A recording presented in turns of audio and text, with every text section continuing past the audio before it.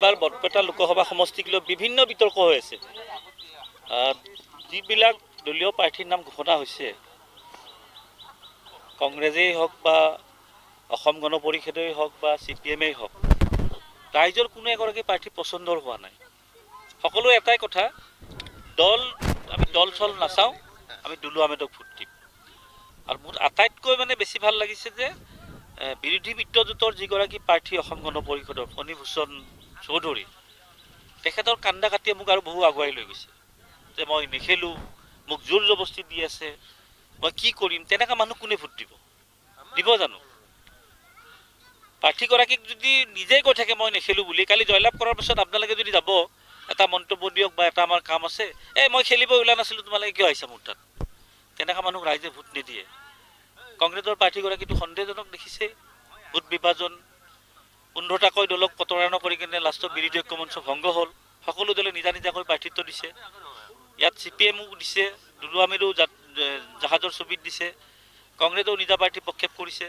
গতিকে আজি মোৰ নিৰ্বাচনী প্ৰচাৰৰ আৰম্ভণি, আৰু যিহেতু আমাৰ হাজো সমষ্টি বৰপেটা লোকসভাত অন্তৰ্ভুক্ত হৈছে, মোৰ আৰম্ভণি এই হাজো সমষ্টিৰ পৰাই কৰিছোঁ। আৰু দেখিছে ৰাইজৰ সঁহাৰি, ইয়াত আৰু বেলেগ কথা অহা নাই।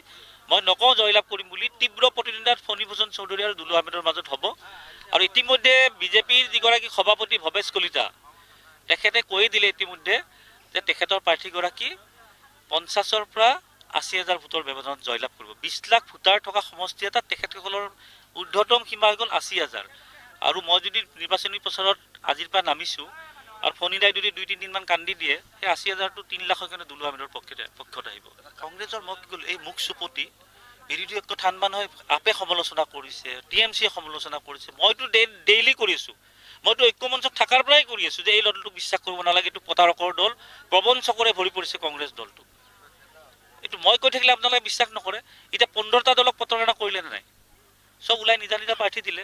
গতিকে এতিয়াও আকৌ তেখেতসকলে কৈ আছে যে আমাৰ মিত্ৰতা কি অক্ষুণ্ণ আছে বুলি কৈছে। একেবাৰে মিছা কথা। ৰাইজক এইবিলাক ভুল বাৰ্তা দি আছে। ৰাইজে দেখি আছে যে 10 মাহ 15টা দলক ব্যস্ততাত ৰাখি শেষ মুহূৰ্তত কৈছে আমাক 14খনৰ 13খনেই লাগে।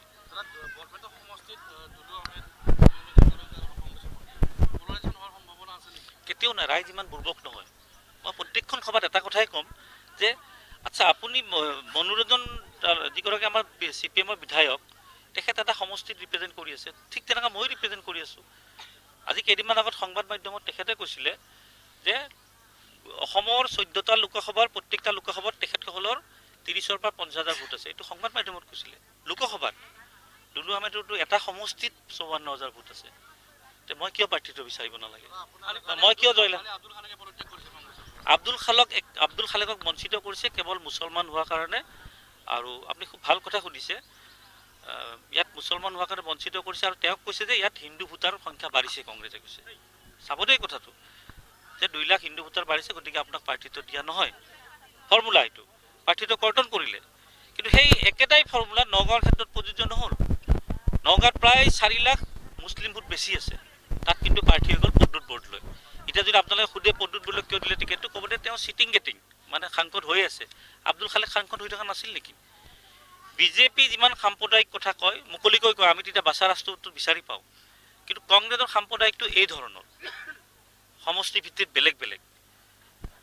একেটাই ফৰ্মুলা নহয় জানো? বৰপেটাৰ ক্ষেত্ৰত বেলেগ, নগাঁৱৰ ক্ষেত্ৰত বেলেগ। আব্দুল খালেক বঞ্চিত হৈছে একমাত্ৰ মুছলমান নেতা হিচাপে, তাত বেলেগ কোনো কাৰণ নাই। আৰু এই আব্দুল খালেক বঞ্চিত হোৱাৰ আঁৰত আছে মুখ্যমন্ত্ৰীগৰাকী, যাৰ বাবে কংগ্ৰেছে দুৰ্বল প্ৰাৰ্থী প্ৰক্ষেপ কৰিছে ইয়াতে। মই ক'লোঁ যে আব্দুল খালেকক বঞ্চিত কৰাৰ কাৰণটো হৈ গ'ল যে মুখ্যমন্ত্ৰী মিয়া বুলি গালি পাৰি থাকে, মুছলিম বুলি গালি পাৰি থাকে। গতিকে তেখেতক প্ৰাৰ্থীটো কৰ্তন কৰি এগৰাকী সন্দেহজনক দুৰ্বল প্ৰাৰ্থী ইয়াত প্ৰক্ষেপ কৰিছে এই লোকসভাত। আঙুলিত ধৰিছে, ভৰিত ধৰিছে, মাথাত ধৰিছে, এইবিলাক বাদ দিয়ক। মোৰ বন্ধু বুলি কৈছেতো, গতিকে বন্ধুৰ জাগাত মোৰ তেওঁ প্ৰতিদ্বন্দ্বী নহয়। তেওঁ মোৰ প্ৰতিদ্বন্দ্বী, মই ক'লোঁ ফণীভূষণ চৌধুৰী। আপোনালোকে মোৰ কথা মই লিখি দিব লাগিব নেকি? আৰু মোক 10 দিনমান প্ৰচাৰ কৰিব দিয়ক, মই লিখি দিম যে মোৰ প্ৰতিদ্বন্দ্বী ফণীভূষণৰ লগত মোৰ ইমান মাৰ্জিনত জয় পৰাজয় হ'ব। মই আগতে কৈ দিওঁ। মই ৰাইজক এটা কথাই ক'ম যে ফণীভূষণক সন্মান দিয়ক। সন্মান মানে কোনটো সন্মান? যে তেওঁ ইলেকশ্যন খেলিব বিচৰা নাই, সেইকাৰণে ভোটটো নিদিব, সেইটোৱে সন্মান। ফণীভূষণে ইলেকশ্যন খেলিব বিচৰা নাই, তেওঁক সন্মান দিব লাগে, তেওঁ ভোটটো নিদিলেই হ'ল। আব্দুল খালেকক সোধক, মই কেনেকৈ বেলেগ পাৰ্টি বেলেগ কেণ্ডিডেটৰ কথা ক'ম। মই ভূপেন বৰাটো আজি 10 মাহে মিছা কথা কৈ লিলিত পিকনিক পাৰ্টি খাই কেনে এই দলবিলাকক ব্যস্ত কৰি ৰাখিলে, আৰু ভূপেন বৰাৰ কথা কি ক'ম।